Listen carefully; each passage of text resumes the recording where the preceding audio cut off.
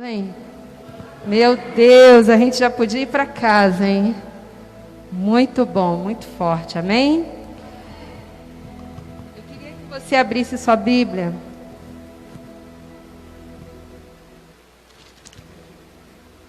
Oi?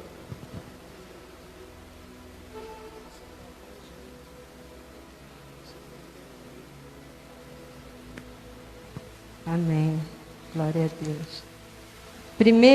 Primeiro Reis, livro de Reis, Primeiro Reis.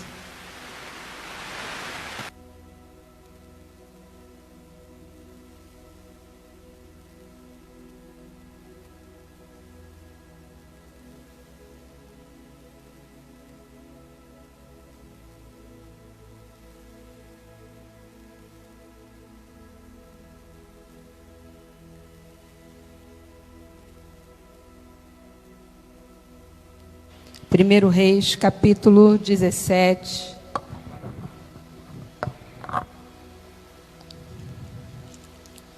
Vou procurar ser rápida. Amém? A gente está vivendo o tema desse ano da visão celular. Dias de Elias, amém? E dias de Elias, se você for pesquisar na palavra de Deus, foi um tempo de muitos desafios, amém? De muitos confrontos. Elias passou por muitas situações muito difíceis, mas também foi um tempo de muito milagre.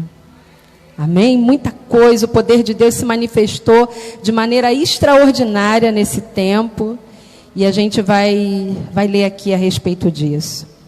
Se você for ver aqui no capítulo 17, Elias ele foi alimentado pelos corvos. Você tem noção do que é isso? Deus enviar corvos para poder te alimentar, trazer pão e carne para você todos os dias.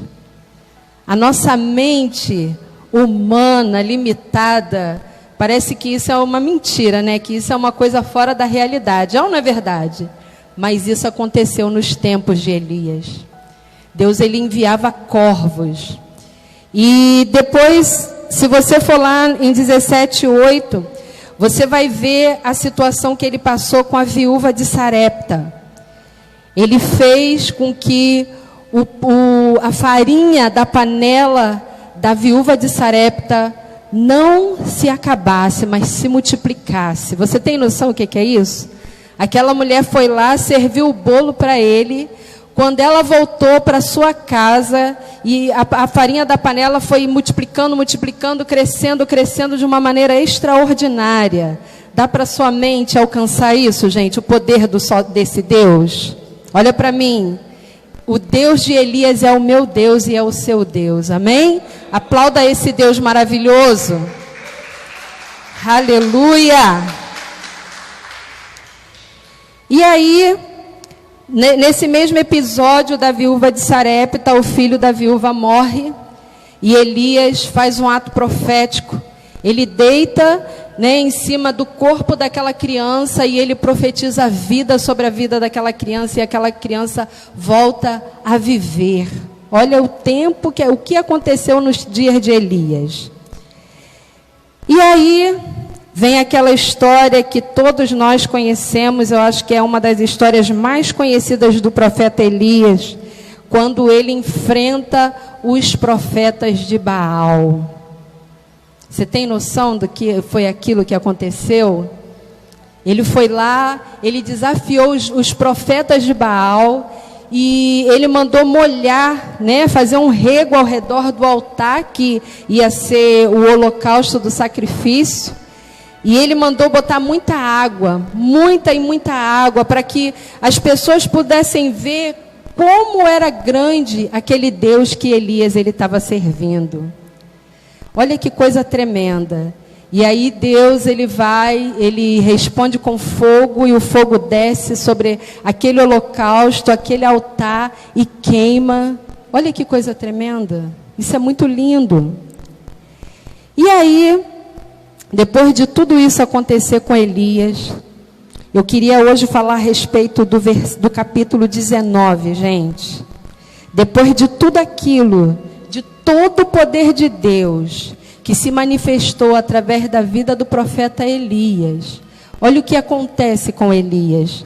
Eu não sei se você sabe, mas tem um versículo da Bíblia que diz que Elias, ele era homem sujeito às mesmas debilidades que cada um de nós. Elias não era melhor do que eu, não era melhor do que você. Elias tinha uma intimidade, uma vida com Deus, uma vida que eu tenho certeza que você também hoje, que está aqui me ouvindo, você tem buscado essa vida com o Senhor, amém? Ele tinha essa vida de intimidade com Deus, só que chegou um momento na vida de Elias que Elias ele teve medo. Vamos lá, vamos ler aqui. Diz assim: ora, Acabe fez saber a Jezabel tudo o que Elias havia feito e como matara a espada todos os profetas. Então Jezabel mandou um mensageiro a Elias a dizer-lhe: assim me façam os deuses, e outro tanto, se até amanhã a estas horas eu não fizer com a tua vida como a de um deles. E o que está escrito aqui no versículo 13? Elias teve o que, igreja? Medo. E o que ele faz? Ele correu. Ele levantou, ele correu para salvar a sua vida.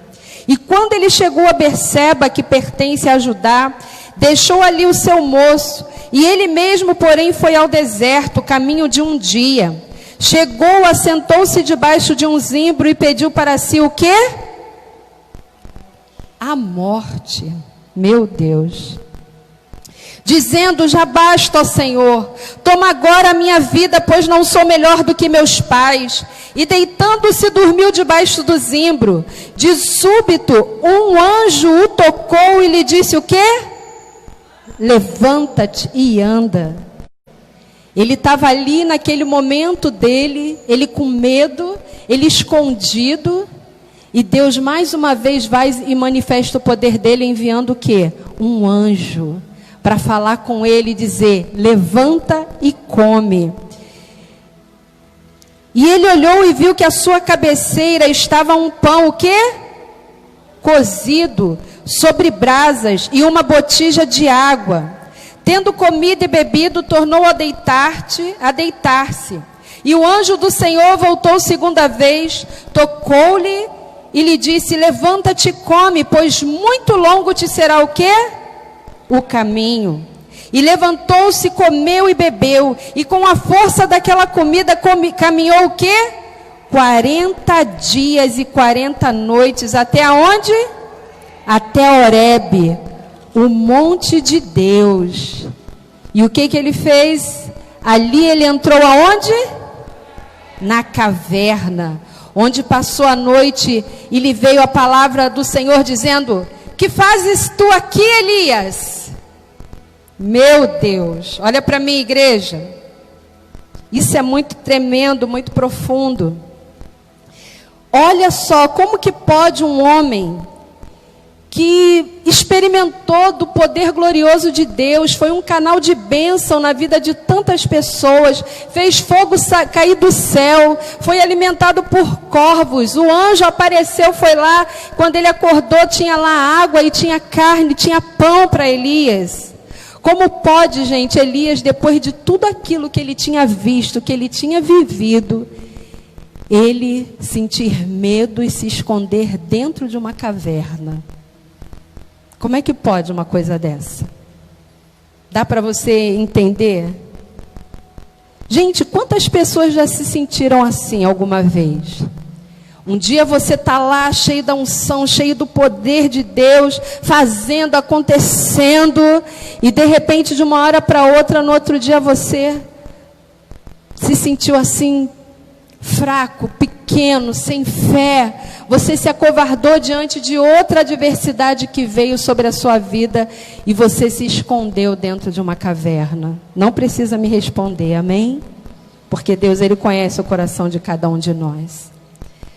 Mas, gente, Eu estava lendo isso aqui e Deus ele estava falando muito forte ao meu coração.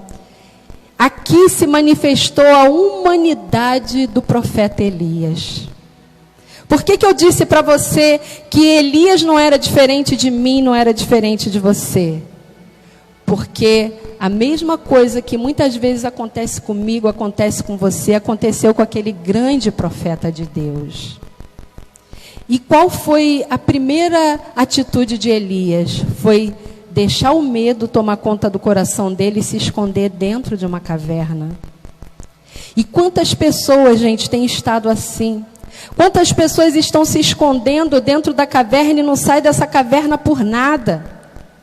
Deus já tem perguntado: o que você está fazendo aí? Eu não mandei você ficar aí. O seu lugar não é aí, Elias. Elias, sai dessa caverna. Quantas pessoas têm ouvido Deus falar isso e não têm tido coragem para poder sair desse estado em que se encontra? Olha uma coisa muito profunda que diz aqui no versículo 1, no capítulo 1 do versículo 19, diz assim: Acabe fez saber a Jezabel tudo o que Elias havia feito e como matar a espada todos os profetas. Então Jezabel, ele mandou o quê? O que Jezabel mandou para ele? Um mensageiro do inferno, gente. Quantos mensageiros do inferno Satanás ele não tem lançado para você, para poder desestruturar você e fazer você continuar na sua caverna? Quantas vezes o diabo ele tem trabalhado, lançando na sua mente a incredulidade, lançando na sua mente que você não vai conseguir, que você vai morrer, que está tudo acabado, que a sua oportunidade passou, acabou. E você está dando ouvido a essa voz. Ao invés de você dar ouvido à promessa de Deus, aquilo que Deus um dia prometeu para você. Satanás, ele sempre vai enviar seus mensageiros. Se você é uma pessoa que você costuma estudar a respeito de inteligência emocional, quem já ouviu falar a respeito disso? Gestão da emoção. Já ouviram falar a respeito disso? Já? Satanás, ele trabalha lançando pensamentos na nossa mente para nos paralisar. Quando você começa a estudar isso, gente, eu não sou psicóloga, nada disso, mas eu gosto muito desse assunto. E quando eu começo a ouvir os psicólogos, os psicanalistas, eles falando a respeito disso, você começa a entender muitas coisas da palavra de Deus e muitas coisas do mundo espiritual. Eles estão estudando coisas que Deus ele já trouxe a revelação para mim e para você. Os nossos pensamentos, gente, as nossas emoções, muitas vezes, nos enganam. O crente, ele não pode ser guiado pelas emoções. Nós somos guiados por quê? Pela fé. Se você for deixar se levar por tudo que está acontecendo no mundo, gente, você vai ficar desestruturado. Você vai ficar emocionalmente mal. A sua fé, ela vai lá no chão. Você começa a desacreditar das promessas e da palavra de Deus. Se você deixar aquilo que os mensageiros de Satanás têm lançado muitas vezes na sua mente, para poder te neutralizar, para poder te paralisar. Claro, gente, que o que nós estamos passando é muito sério. É ou não é verdade?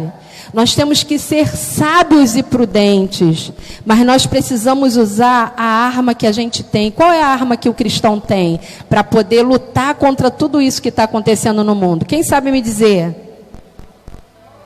A oração, a arma da fé. E quantos cristãos têm perdido a fé? Quantos cristãos estão desesperados? Quantos cristãos estão desestruturados por tudo isso que está acontecendo? Se eu disser para você, gente, eu não senti medo, eu não me senti insegura, a gente se sente muitas vezes. Só que a gente tem que usar a arma da fé. A gente tem que começar a ir para a palavra. A gente tem que começar a fazer o que o pastor João fez aqui, começar a profetizar, começar a orar, começar a marchar, começar a decretar, começar a declarar a nossa vitória e que esse mal ele vai largar o mundo, isso vai acabar, isso vai cessar, amém? Quem crê nisso? Mas nós precisamos, gente, ativar a nossa fé. E tem muita gente que não tem feito isso. Tem muita gente que está esmorecendo. Tem muita gente que está com medo, que está chorando, que está em depressão. Que não consegue nem falar do amor de Deus para ninguém. Agora é o momento em que o mundo está assim desestruturado. Agora é a sua hora de você falar de Jesus. Agora é a hora de você mostrar o poder do Deus que você tem. Amém? Pregando para essas pessoas o que? A paz. Para que elas se sintam seguras. Aleluia? Então Satanás ele lança os seus mensageiros, dizendo muitas vezes que não tem cura. De repente você está aqui, você é uma pessoa que você tem um problema de saúde. E o diabo tem lançado na sua mente que não tem cura para você, que acabou para você. E você tem se entregado a isso. Você tem deixado de adorar a Deus, de fazer aquilo que o Senhor tem mandado você fazer, porque você está deixando se levar por essa enfermidade, essa doença, essa coisa que está te limitando. Muitas vezes você está acreditando mais na palavra do médico do que na promessa de Deus. Em vez de você pegar e fazer aquilo que Deus ele tem te ensinado, vamos fazer os tratamentos? Vamos. Vamos fazer os exames? Vamos. Vamos obedecer tudo que a medicina tem falado? Vamos. Mas vamos exercitar a nossa fé. Vamos nos ungir com óleo. É ou não é verdade? Fazer a oração da fé, decretar a cura, a libertação do mal que tem se instalado no nosso corpo. Amém? Quantas pessoas que os mensageiros de Satanás chegam e falam assim, ó, não tem jeito, você caiu, você quebrou a sua aliança com Deus, não tem mais jeito, ó, o seu tempo passou, a fila andou. Quantas vezes Satanás tem usado na sua mente, às vezes não usa ninguém não, às vezes ele lança na sua mente aquele pensamento e você deixa se levar por aquilo. Quantas vezes que o diabo tem falado, tem levado os mensageiros e falado para você, olha, esse casamento acabou, está arruinado, não tem mais jeito. Ó, teu marido não te ama mais, ele te abandonou, ele já tem até outra família, ele não quer saber mais de você. E você, ao invés de exercitar sua fé, de acreditar que Deus pode mudar toda e qualquer situação, que o nosso Deus é o Deus do impossível, você não tem agido dessa forma. Deus tem dado oportunidade para você exercitar a sua fé. Amém? Para você declarar, decretar, para você dobrar as suas orações pela sua família. Aquele filho que às vezes está nas drogas, na prostituição, que está desviado, que não quer saber mais de Jesus. Deus ele pode mudar o coração dele assim, ó, no estalar de dedos. E tem muitos que têm desistido de orar, de perseverar na oração. Quantos pais que faziam campanha, quantos maridos e esposas que faziam campanha de oração para conversão, para libertação do seu marido, da sua esposa, dos seus filhos e desistiram. Então só de braço cruzado, vamos ver o que vai acontecer, para onde vai essa situação, ao invés de pegar e continuar orando, jejuando, clamando, fazendo propósito com Deus. Quantas pessoas deixam de vir para a casa de Deus, deixam de vir adorar, de buscar o Senhor, porque nem tudo na sua vida está perfeito. Existe um louvor da Cassiane que diz, Deus não rejeita a oração. Oração é o quê? Nunca vi um justo sem resposta. Ou ficar o quê? A gente precisa entender o que Deus... Quando Ele estende a sua mão, é a hora de... E o que a gente tem que fazer? Então louve, simplesmente louve. Tá chorando, faz o quê? Precisando, louve.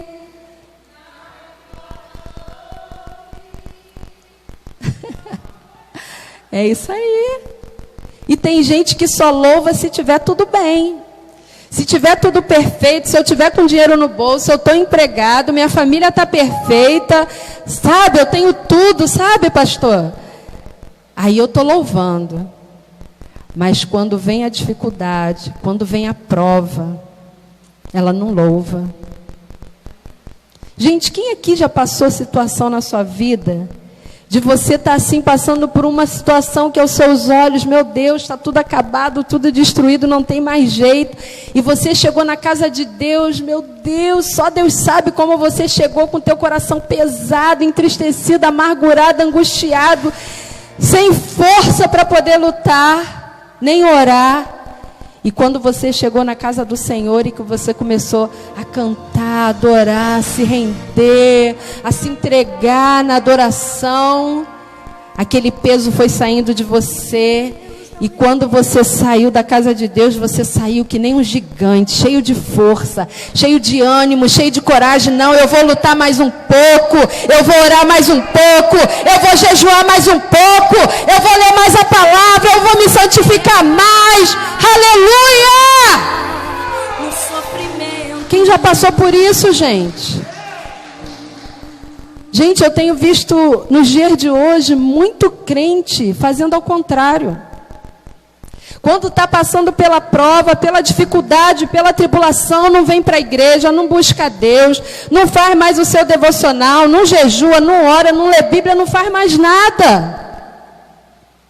E quando você para de usar essas armas poderosas que Deus ele te deu, Satanás ele fica gigante. Quanto mais você vai para a caverna, para longe de Deus, mais o diabo, ele vai ficando forte. E ele não tem pena de você, não. Você sabia disso? Sabia que o diabo não tem pena de você? Sabia, pastor João? Sabia, né, pastor? Sabia, pastora Val? Ele não tem pena da gente, não, gente. Ele não tem pena, não. Então a gente não pode dar mole para ele. E olha o que acontece. Ele vai lá para a caverna, se esconde naquela caverna, se sentindo, tadinho, um pobre coitado. Só eu estou aqui, só eu fui fiel. O povo de Israel te abandonou, quebrou aliança contigo, Deus, mas eu fiquei aqui. Eu fiz tudo isso, eu permaneci firme ali diante do Senhor e agora estão tentando me matar e o Senhor está deixando. Olha o que ele diz aqui. E Deus pergunta: que fazes aqui, Elias? E no versículo 10, ele respondeu: tenho sido muito zeloso pelo Senhor, o Deus dos exércitos. Os filhos de Israel deixaram a tua aliança, derrubaram os teus altares e mataram os teus profetas à espada. Só eu fiquei e agora estão tentando me matar, Deus. Disse-lhe Deus: Elias, vem para fora. Sai daí dessa caverna, sai daí de onde você está e vem aqui para fora. E ele disse assim: põe-te neste monte perante a face do Senhor. Gente, Elias, ele esqueceu, olha para mim, ele esqueceu do poder do Deus dele. Quantas vezes você tem esquecido do poder que o teu Deus tem? Quantas vezes? Deus já fez tanta coisa pela tua vida. Olha da onde que Deus ele te tirou. Quem era você? Quem era você, David? David Gomes, da onde o Senhor te tirou, lembra? Lembra, José, da onde o Senhor te tirou? Lembra, minha pastora? Pastora Carla, lembra? Lembra, ô Maxi? O senhor lembra, pastor, de onde o Senhor te tirou? Lembra quantos milagres o Senhor já realizou na sua vida? Fala para mim. Gente, só em você estar aqui hoje me ouvindo, isso já é um milagre. Aplauda ao Senhor por isso, meu Deus. A gente está vivo, a gente está respirando. Eu tenho falado com o apóstolo, amor, Deus, Ele tem dado livramento. Porque se você for observar, a gente toda hora está sendo colocado em risco. Mas Deus, Ele está nos guardando e nos protegendo. Mas o que acontece é que muitas vezes nós esquecemos das maravilhas que Deus já operou. A gente fica olhando que a gente quer mais e mais e mais, e a gente esquece de tudo que Deus Ele já fez por nós. Quem éramos nós? Como a gente chegou aqui? Destruído, derrotado, com vontade de morrer, sem esperança de salvação, não é verdade? Sem alegria. Muitos chegaram aqui em depressão, muitos chegaram aqui viciados em drogas, em cigarro, em prostituição. Quantos chegaram aqui, você era a ovelha negra da família, ninguém dava nada por você, todo mundo te rejeitava. Você era o patinho feio, você era aquela pessoa que ninguém acreditava em você. E o Senhor escolheu você, Ele te viu e te ofereceu essa vida, uma vida abundante, boa, abençoada aqui na terra, e a nossa salvação. Você quer um tesouro mais precioso do que esse? A sua salvação, a vida eterna, na presença dEle. E Elias havia se esquecido de tudo isso. Aí diz assim: disse-lhe Deus, vem para fora, e põe-te neste monte perante a face do Senhor, pois ele vai passar. Deus, ele estava dando sinais novamente para Elias, querendo acordar Elias, despertar Elias. Quantos sinais Deus ele tem mostrado para você de que Ele é contigo? Fala para mim. Quem aqui passou fome nesse ano de 2020? Quem aqui andou descalço? Hein? Ninguém. O Senhor supriu a gente. Quantos perderam seus empregos? Eu conheço pessoas que perderam os seus benefícios. Uns ganharam benefícios e alguns perderam. E Deus cuidou dessas pessoas, não deixou faltar nada. Eu fico maravilhada de ver como que Deus ele cuida. E Deus ele tem dado sinais para você de que Ele é contigo. E por que você ainda está desacreditando? Será que você não está ansioso? Você quer que Deus ele faça assim, ó, na hora que você quer? Mas Deus ele sabe o momento certo de dar a resposta para você. Amém? Antes dele te dar, Ele vai primeiro fazer com que você tenha muitas experiências com Ele. Experiência de intimidade. Para que você venha buscar mais. Para que você venha se prostrar mais e mais diante dEle. Para que você venha se sentir mais e mais dependente dEle. Não da força do seu braço, não do seu dinheiro, não do seu talento, não da sua inteligência. Mas completamente do Senhor. E aí diz assim: disse-lhe Deus, vem para fora e põe-te neste monte perante a face do Senhor, pois ele vai passar. E Elias ficou ali esperando. Então um grande e forte o que, gente? Vocês estão acompanhando, não?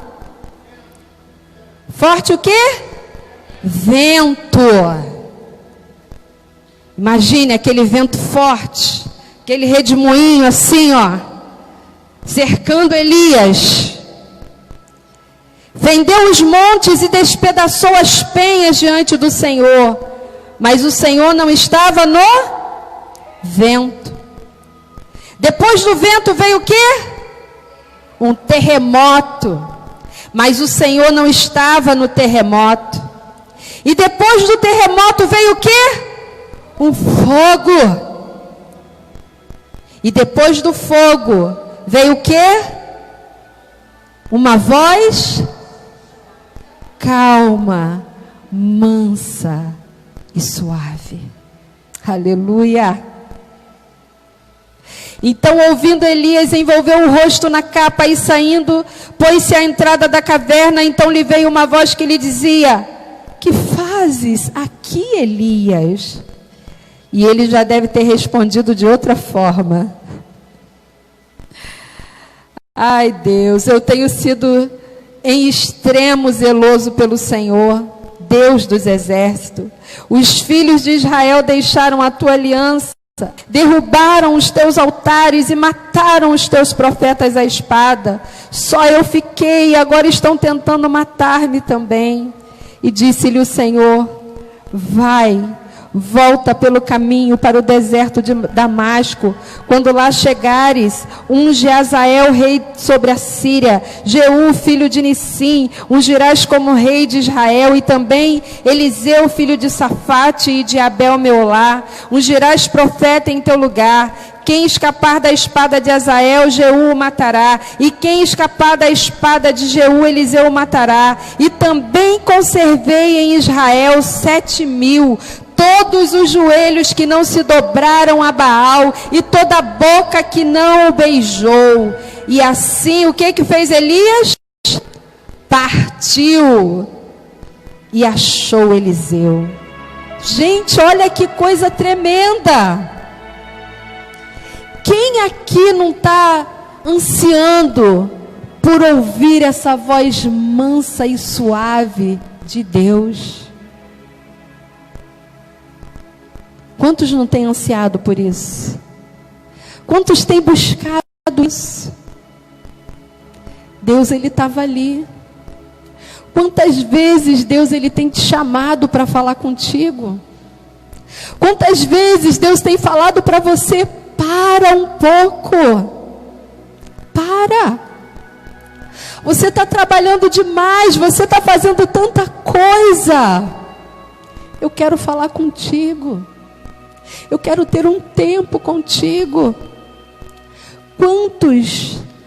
Eu estava ouvindo o apóstolo, um louvor que estava sendo tocado aqui, o primeiro toque no altar, que quando acorda de manhã, o anseio da alma é de falar com Ele. Como que é aquele primeiro louvor? Leva-me além, render a Ti adoração e derramar Teu ser. Meu ser é o quê? Deseja toda. Gente, quando eu estava cantando esse louvor, o Espírito Santo estava falando no meu coração: isso é verdade? Será, igreja, que isso é verdade? Você acorda de manhã com o teu coração ansioso para poder falar com Ele? Para se envolver com Ele, para buscar a face dEle? Será que você tem acordado assim? Ou será que você tem acordado... tem que fazer isso, tem que fazer aquilo, tenho que trabalhar, tenho que cuidar da casa, eu tenho que ganhar o meu ganha-pão, eu tenho que ver minha televisão, eu tenho que primeiro ver a reportagem, ver o que está acontecendo pelo mundo. Gente, Deus, Ele quer que você pare um pouco. O mundo parou, esse tempo de pandemia foi um tempo que a gente teve que parar a nossa vida. Quantas coisas que você achava que era impossível você parar de fazer, e você conseguiu parar de fazer. É ou não é verdade? Quanta gente que às vezes vivia de um lado para o outro, não conseguia, às vezes não dava tempo para a família, não tinha tempo de se cuidar, de cuidar da sua saúde, não tinha tempo para nada, e agora tem tempo de sobra. E mesmo assim não tem aproveitado esse tempo para estar na presença do Pai. Quando Deus, Ele está querendo falar no seu coração. Deus, Ele não fala com você, igreja, só quando você vem no culto domingo, não. Deus, Ele quer falar com você todos os dias. Só que você precisa parar para ouvir a voz dEle. E como que eu vou fazer isso, minha apóstola? Você para ouvir a voz dele quando você ora. Gente, tem momentos que você está ali orando, falando com Deus. E tem momento que o Espírito Santo manda você parar de falar. Você só ficar ali sentado. Para ouvir o que ele vai te responder, o que ele vai falar contigo. Tem dia que eu acordo de manhã e eu começo a fazer tantos pedidos a Deus. Deus, trabalha no Brasil. Senhor, liberta. Toma comunidade. Eu começo a fazer vários pedidos para o Senhor. E o Espírito Santo fala assim. Chega uma hora que não tem mais o que falar, o que pedir. O Espírito Santo, ele começa a falar para mim assim: para de pedir, me adora. Para de pedir, se perde em mim. Gente, isso é tempo da gente se perder em Deus.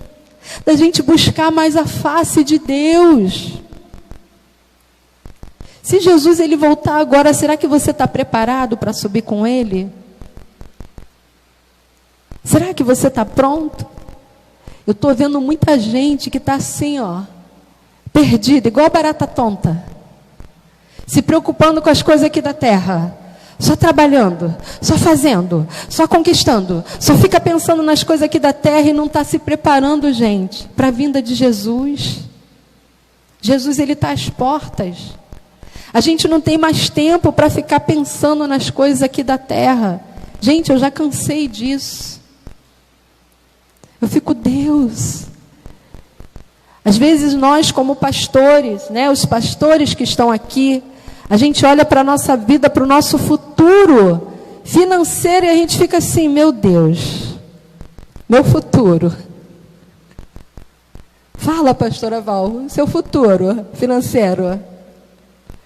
Gente, a gente está só na dependência de Deus. Deus é que nos supre o tempo inteiro. A gente vê o milagre de Deus, a mão de Deus o tempo inteiro sobre a nossa vida. Tudo aqui nessa terra é passageiro. Você tem que acumular o quê? A presença de Deus sobre a sua vida. Buscar a face de Deus. Gente, esse tempo de pandemia, Deus tem gerado um temor tão grande no meu coração. Para perdoar. Quantas pessoas que não perdoam. Quantas pessoas que morrem, mas não perdoam aquele que ofendeu. E você perdoar, gente, não é você ficar beijando, abraçando, ficar o tempo... Não é isso não. É você perdoar lá dentro do seu coração. Você sentir aquela paz dentro do seu coração. Você sabe quando que você tem certeza que você perdoou aquele que te feriu? Na hora que você vai orar por ela.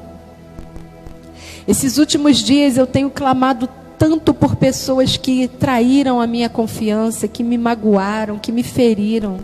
Eu tenho pedido tanto ao Senhor, Senhor, tenha misericórdia. Senhor, guarda. Gente, quando eu vou no supermercado fazer minhas compras, o meu coração, ele dói. Teve um dia que eu cheguei na minha casa, eu chorei, eu falei, filho, as coisas estão tão caras, mas tão caras. Está um absurdo, gente, os preços.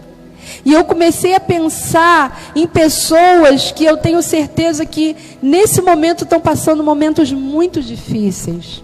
Por causa da sua rebeldia, da sua infidelidade, da sua desobediência. E eu comecei a clamar a Deus, eu falei, Senhor, tenha misericórdia. Senhor, supre essas pessoas. Tiveram alguns que eu até liguei, mesmo e ligando, e aí, como é que você está? Está precisando de alguma coisa? E ali Deus, ele começou a falar para mim que realmente, verdadeiramente, o meu coração tinha perdoado. E quantas pessoas que não conseguem perdoar? Quantas pessoas que têm um coração ali magoado, ferido, e que não larga o pescoço do irmão de jeito nenhum? Quantas pessoas que ficam alegres porque aquele que fez o mal para ele tropeçou, caiu ou se deu mal? Gente, esse é um tempo de reflexão. A gente tem que refletir o tempo todo. A gente tem que se buscar conserto. Amém? A gente tem que procurar, Senhor, como está o meu coração? Como eu estou diante de Ti? Como está o meu altar de adoração? Como está a minha intimidade com o Senhor? E Elias aqui, ele viu Deus, não no vento, não no fogo, não no terremoto, mas na brisa suave, na voz suave. E Deus, Ele quer te dar esse refrigério, amém? Ele quer falar contigo. Tem momentos lá na minha casa, lá em casa, né, filho? Dá para ouvir tudo. Tu tá no quarto, tu ouve o que tá na sala. É uma bênção, né, Marta? Né, pastor? É uma loucura. Tem momento que eu saio de fininho, quando o apóstolo menos espera. Aí eu vou lá, me tranco no meu quarto. Agora eu aprendi a botar o fone no ouvido, que aí eu tenho uma dificuldade para me concentrar, se tiver muito barulho ao redor. E eu vou lá, sento na minha cama e fico lá com o Espírito Santo, falando com Ele. Senhor, eu te amo, eu te quero, eu preciso de Ti, eu dependo de Ti. E o Espírito Santo começa a derramar, começa a encher. E todo medo, toda insegurança, ela sai. Então, se você está aqui nessa noite me ouvindo e você está sentindo medo, você está se sentindo inseguro, você está se sentindo perdido, você está achando que não tem jeito, não tem mais solução, existe solução, existe esperança para você. E Elias, depois que ele ouve aquela voz suave do Senhor, no versículo 19 do capítulo 19 diz: assim partiu Elias dali e achou Eliseu. Quando você ouve essa voz suave, você não hesita mais em desobedecer a Deus. Você não tem mais medo. A coragem de Elias voltou. A fé de Elias voltou. A força de Elias voltou. Ele se sentiu protegido, ele se sentiu em paz. E Deus, Ele quer encher o teu coração de paz. Amém? Deus, Ele quer que você se sinta segura nos braços dEle. Amém? Existe um louvor que diz assim: em teus braços é o meu descanso. Amém? Eu queria que você ficasse de pé. E assim partiu Elias dali e achou Eliseu, filho de Safate, que andava lavrando com 12 juntas de bois adiante dele. E ele estava com a 12ª. Elias passou por ele e lançou a sua capa sobre ele. Então deixou Eliseu os bois e correu após Elias e disse: deixa-me beijar a meu pai e a minha mãe, e então te seguirei. E respondeu Elias: vai e volta, o que te fiz eu? Assim Eliseu deixou e voltou, e tomou a junta de bois e o matou, e queimou os equipamentos de Ará, e nele cozinhou a carne, e a deu e se levantou, e seguiu Elias, e o servia. Meu Deus! O homem foi, e ainda deixou um legado, deixou um discípulo. E se você for ler a história de Eliseu, Eliseu fez coisas tão maravilhosas quanto Elias. E Deus, Ele quer usar você para você deixar um legado também, amém?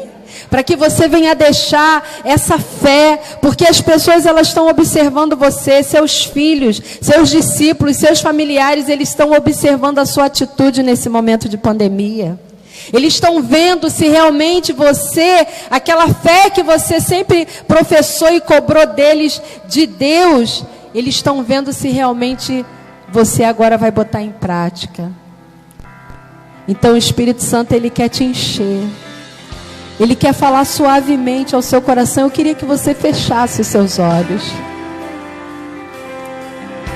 Eu queria que você fechasse os seus olhos e que você ouvisse esse louvor. E que esse louvor fosse a sua oração.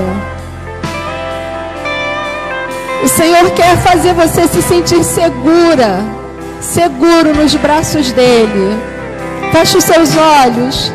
Segura estou nos braços, aleluia, daquele que nunca me deixou. Ele nunca te deixou.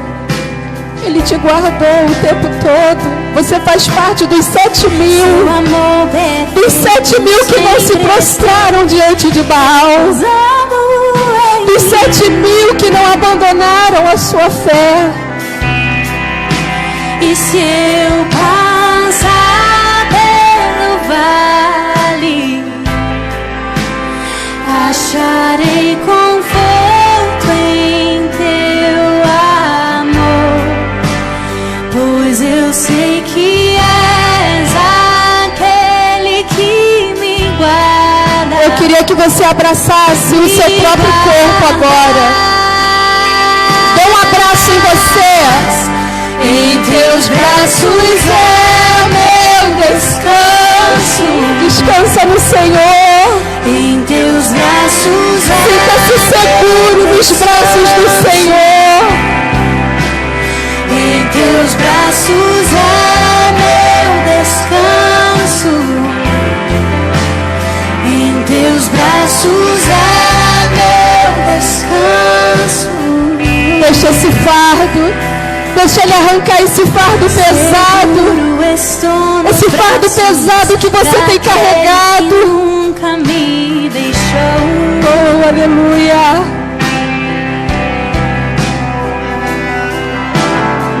Seu amor perfeito sempre esteve repousado em mim.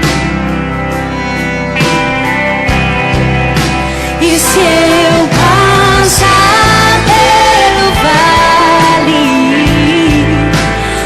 acharei conforto em teu amor, pois eu sei que és aquele que me guarda, me guarda.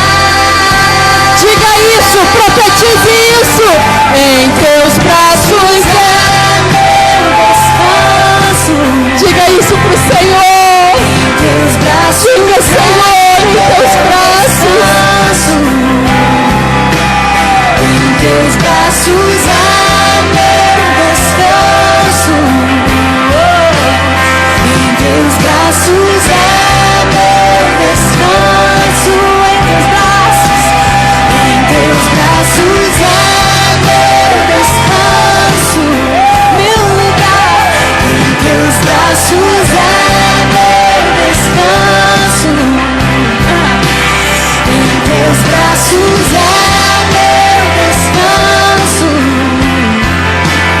Em teus braços há meu descanso. Eu nasci pro teu abraço. Você nasceu para isso. Eu nasci pra te ter. Você nasceu para pertencer a Ele. Teu abraço estou. Somente a Ele. Somente a Ele. No teu abraço sou. Oh, Senhor. Consolado, reanimado. No braço dele. Nasci No braço dele você é reanimado. intenso. Sinta-se reanimado no braço do Pai. Me deixe Oh, aralabaxora, aralabax. Oh, recalabassuri, anderelebas. Aleluia. Oh, aleluia.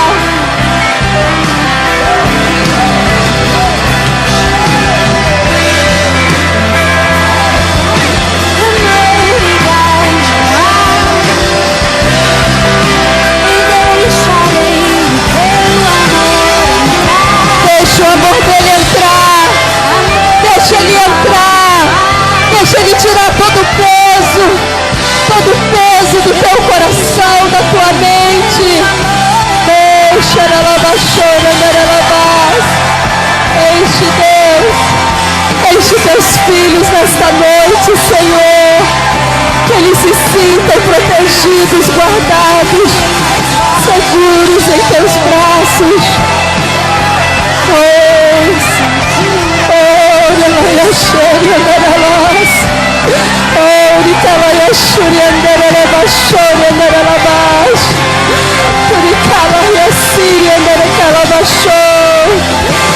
Isso, adore a Ele, agradeça a Ele, fala: Senhor, obrigada Jesus, obrigada, Senhor, porque eu me sinto segura em teus braços.